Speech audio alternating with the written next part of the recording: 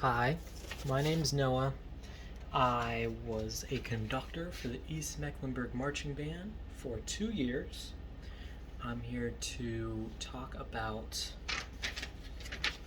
conducting. I'm not sure if you can read this, but I can read this, and that's all I need.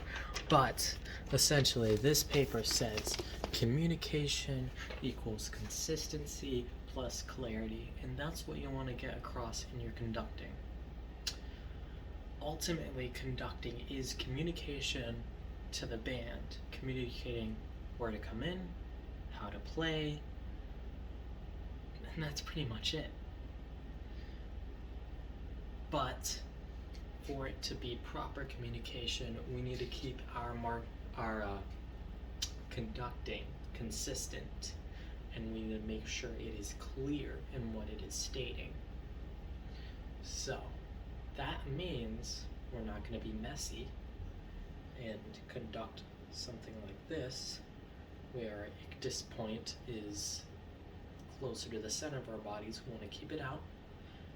By the way, the ictus point is the point where your hands keep hitting. It's the point of conducting, essentially. We want to make sure that's consistent. To find a good way to do that is to make sure it's not in your chest area. You want to make sure it's slightly out. Make sure your forearms are straight. Your hands, kind of like pretend you're a crab. Then unfurl it a bit. You don't want to keep your fingertips like this. You don't want to keep them too far in. You want to keep it at a good equal space right there, so they can see the palm of your hand. And that goes into the clarity, into the communication part, because what are you going to be wearing? Probably white gloves, right? Because that's going to be easiest to see from a football's length away.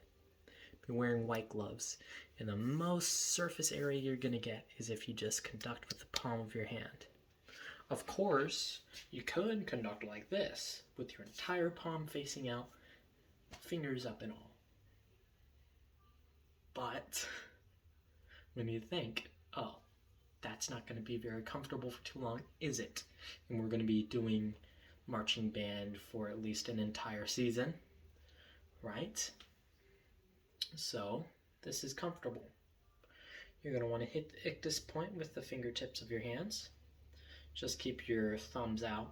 It's really a preference thing whether you keep your thumbs in or out. I like to keep them out. So we're going to keep our back straight.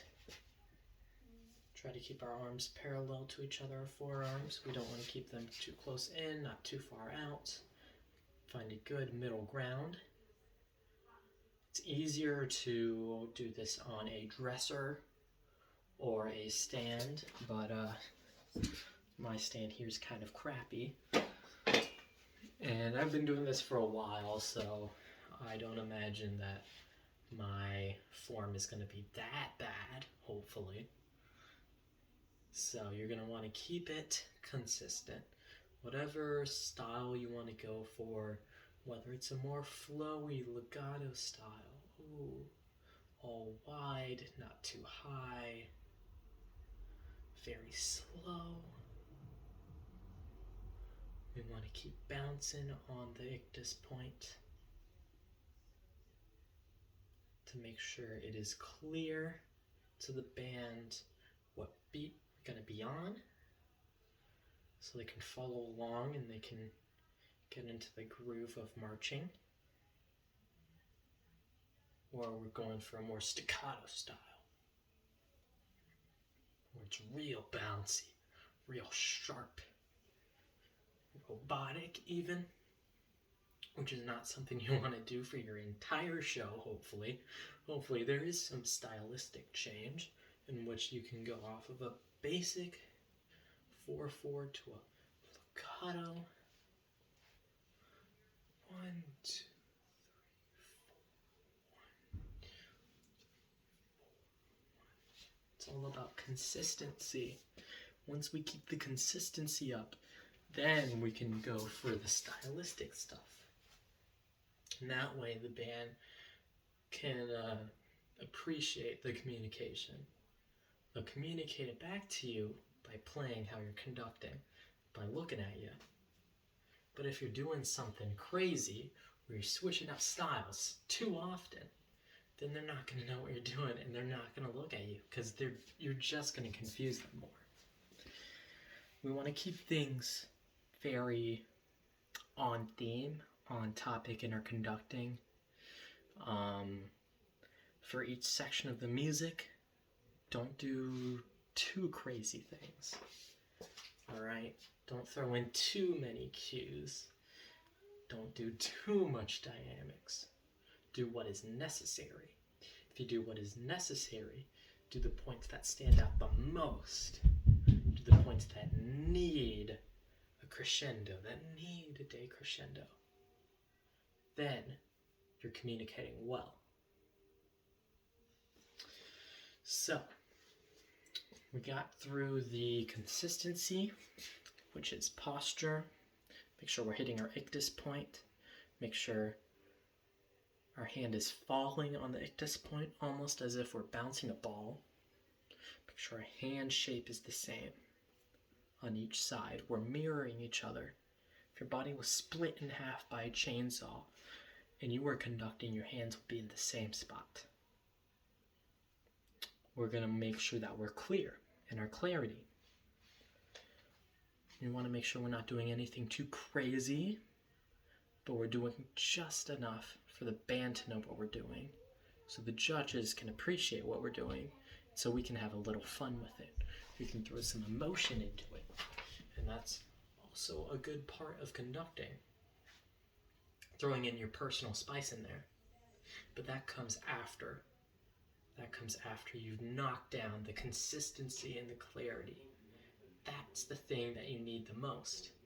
And then towards the end of your season, or your next year in drum majoring, you can really put in your own personal spice on things.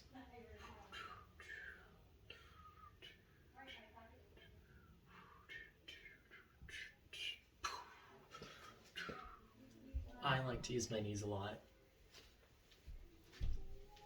It does kind of move the ictus point, as you can see, but using the knees a lot, or giving it a little jump, kind of conveys the excitement into the band, kind of conveys the loudness that you're trying to get out of it. Or you can fuck up your posture a little bit. Let's get a little down. Let's bend down. Let's bend down. Let's make sure everything is clear. Especially when the band is more near you.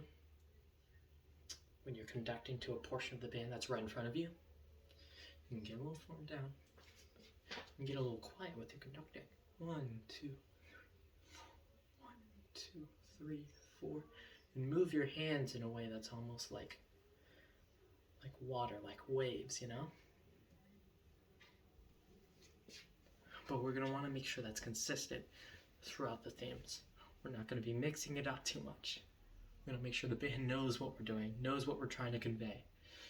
And, you know, if you want to do something a little complex, communicate that to the band, communicate that to the section you're conducting to. But that's pretty much it. If you do all of these things, then theoretically, your band should know exactly what you're doing. And there should be no confusion in the communication process.